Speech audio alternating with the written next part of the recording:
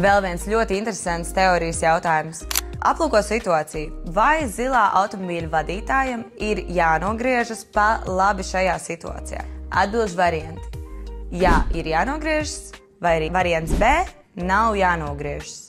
Padomā kārtīgi. Pareizā atbilde ir variants B. Šajā situācijā nav obligāti jānogriežas. Daudziem no jums, tāpat kā Gatim, rodas jautājums, kāpēc viņam nav jānogriežas? Viņš taču traucē satiksmei. Es jums pastāstīšu, kāpēc.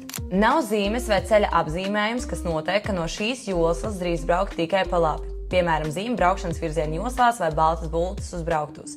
Līdz ar to vadītājiem nav ierobežojumi izvēlēties citu virzienu. Viņš drīkst arī gaidīt taisnvirziena kustībai. Šajā situācijā, kad nav zīmes braukšanas virziena joslās vai arī baltās bultas uz ceļa, papildsekcija ir tikai kā bonus vadītājiem. Ja ir brīvs un tas netraucē citiem vadītājiem, var nogriezties pat pie sarkanā signāla. Vai bija interesanti?